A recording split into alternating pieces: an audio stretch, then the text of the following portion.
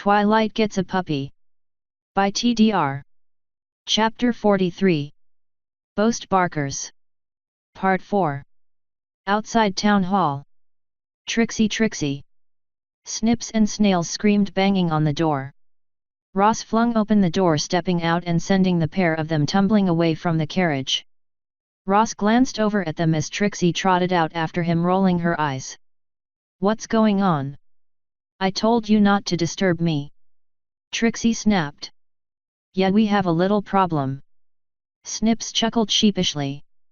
"More like a major problem," Snails corrected.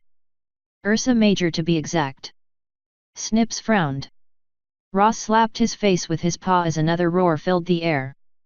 Looking down the main street, the group of them could see the massive dark bear-like form crashing through the trees. Its semi-transparent form dotted with stars and constellations. The beast towered above the buildings in town, and it looked right at them before pushing forward down the main street of town towards them, crushing trees and carts underfoot. Trixie and the foals screamed out as Ross's ears drooped. He quickly scooped up the mare and the idiots and ran. The bear rushed after them, trampling Trixie's wagon. The sudden implosion of her spell breaking scattered her belongings everywhere and struck the bear along the paw and the belly with magically assisted force, making the beast even angrier, but also making it pause to look down and see what hit it. The explosion gave them a chance to get to cover, and Ross quickly ducked into an alley to hide before setting Trixie and the foals down. The moondog moved to the end of the alley, keeping low to watch down the street to see what the bear was doing. Currently it was batting around the remains of Trixie's cart. "Great and powerful Trixie, you've got to vanquish the Ursa," Snips cried out, getting ash from Ross. "Yeah, vanquish it so we can watch," Snails chimed in, getting another sh from the moondog. "It took a lot of trouble to get that thing here," Snips complained. He didn't get ash from Ross, he got a dumbfounded look. "What?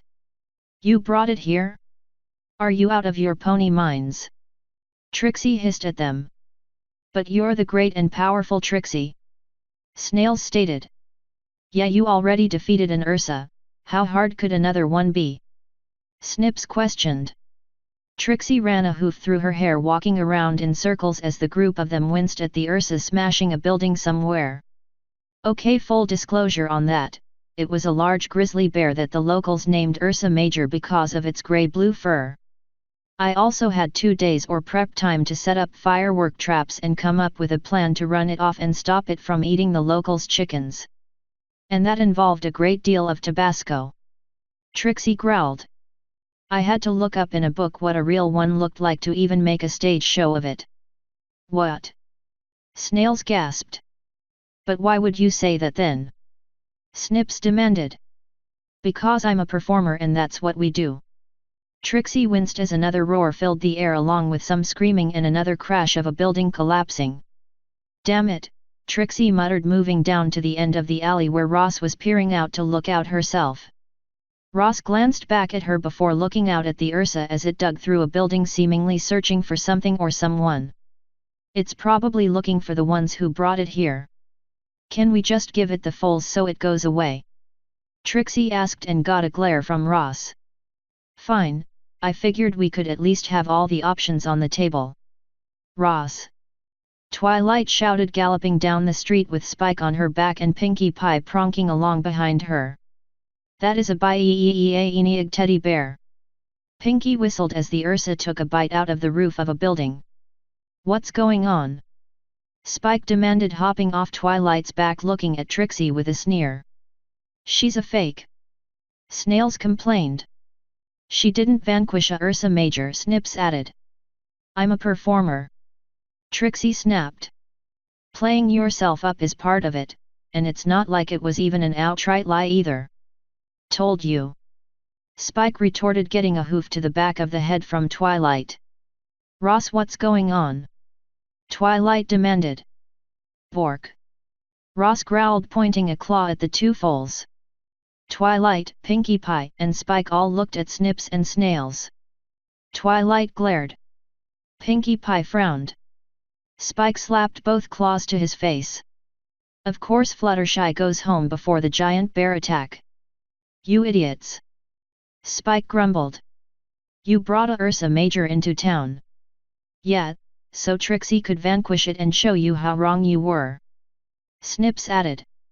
Yeah, you were right, so why are you mad? Snails questioned. Because there's a Ursa Major eating the town. Spike threw his claws in the air. There's not gonna be anyone left to remember I was right. Actually, that's not a Ursa Major. Twilight stated flatly. Really? Pinkie Pie asked. Yeah. That's a Ursa Minor. Baby. I read up on them after Trixie's story made me curious. Twilight glanced out of the alley as if to confirm her hypothesis. Reading. Snip stuck his tongue out. Ew.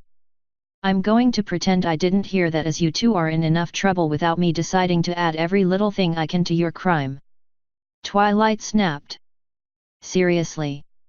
Trixie demanded. Who are you even? I'm Twilight Sparkle. Twilight stated, not really paying attention to Trixie as she set out a plan of action in her mind. Fuzzy's sister. Trixie frowned as Ross rolled his eyes. Celestia's prize student. Former. Twilight responded. Ross, keep everyone here, I have a plan. Woof. No, I should be good. Twilight paused. But if I screw it up, feel free to get my flank out of there. Ross nodded. Twilight's horn glowed as she moved away from the alley the others were hiding in. A strong wind started to blow around her, quieting the area. A few wind chimes and what sounded like reeds from the nearby river started softly sounding, the notes and the chiming making a soft melody that seemed to float along in the wind. The raging bear noticed the unicorn and was making its way towards her when the first notes of the music caught its attention, and it went silent, ears perked as the tone seemed to calm it. Nice use of number 16. Spike smiled. 16. Trixie asked. I forgot the name of the spell itself, but it's a blanket sound-altering spell, using the wind as a catalyst to deaden everything and then let whoever's caught in it hear only what the caster wants them to hear of the background noise. Spike bragged. In this case, she's letting the wind chimes and reed sounds through at certain intervals to make it sound like a lullaby. Twilight's horn started to glow even brighter as she ripped a water tower from its moorings with her magic, pulling off the top of it and dumping the water free. She floated it over the dairy farm at the edge of town and into the barn, where there was a great deal of gasps, cries, moos, and one female voice screaming out about cold hands, whatever that meant. That's new. Spike considered. The Ursa wavered and shifted at the sound of the music, seeming ready to nod off where it stood. Twilight dug her hooves into the dirt, starting to strain heavily as her magic wrapped around the drowsy Ursa as well as lifting the creature into the air. Sparks of magic shot from her horn as she turned the Ursa over in the air, screwing the top back on the water tower and popping the tip of the pointed roof off to act like a nipple. With the Ursa held in the air like an infant, Twilight placed the makeshift bottle close to the beast, and the scent of warm milk had the Ursa grabbing it and hugging it close to have a drink as it dozed. Another flash of her horn and the Ursa started to float away as Twilight's knees started to buckle, though she held herself up. The Ursa drifted out of town and back into the forest. Woof. Ross muttered. Right, number 23. Pigeons homing. Spike nodded sagely. The caster can send anyone or anything back to its point of origin, its home, even if the caster doesn't know where that is. Nice. Pinkie Pie smirked. I should ask her to send me home for hearths warming, it'll save on train tickets. Right, you do that. Trixie, for one, is getting out of here. Trixie snorted. So long, Fuzzy. Good riddance. Spike snorted, only to get cuffed in the back of the head by Ross. Woof. Ross asked. Yet I wanna know why too. Pinkie Pie chimed in. Please. Trixie has been to enough podunk towns in Trixie's life to know the moment something goes wrong, the first one they blame is the outsider. Trixie grumbled. She is having nothing to do with that. Bark. Ross looked at Pinkie Pie, who was really the only local. Actually, if you run off, that probably will happen, cause it will make you look guilty, But I pinky promise it won't if you stay. Besides, I haven't even thrown you a welcome to Ponyville party. You can't leave until I do that. Pinkie Pie smiled. Her tone suddenly changed to one of menace as she glared over at Snips and Snails, fire seeming to dance in her eyes. Besides, we know who really caused this. Snips and Snails cried out, backing away from the pink mare though their butts were already against the wall. Spike, Ross and Trixie also wisely stepped back. No, you can't, Snips gasped. We didn't mean it. Snails wailed. Too bad. Pinkie Pie frowned. Blacklist 1 year. Ah! The pair wailed, screaming and running off into the night. You better hope no pony got hurt or it's gonna be much worse than that. Pinkie Pie frowned, yelling after them. What's the blacklist? Spike tentatively asked. Oh, that's right, you wouldn't know. Pinkie Pie perked up cheerfully again. See, before I came to Ponyville there was supposedly a problem with a group of foals that lived here. I don't know the details of the delinquents, but I get that it was pretty bad. So the shops where the foals like to go decided to step in and do something since the parents couldn't or wouldn't. And those shops came up with the blacklist. If your name is put on it, no shops in town will sell you anything that's not a necessity. Pinkie Pie explained.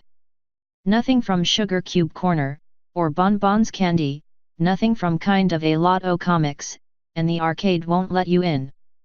The blacklist can have an adult name on it too, and if that happens the list of places not serving them gets bigger and includes a number of other places like the bowling alley and Barry's Bar and Grill.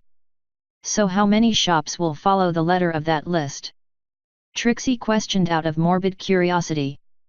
All of them, silly, including the farmers' markets, and Filthy Rich's megastore. Pinkie Pie smirked.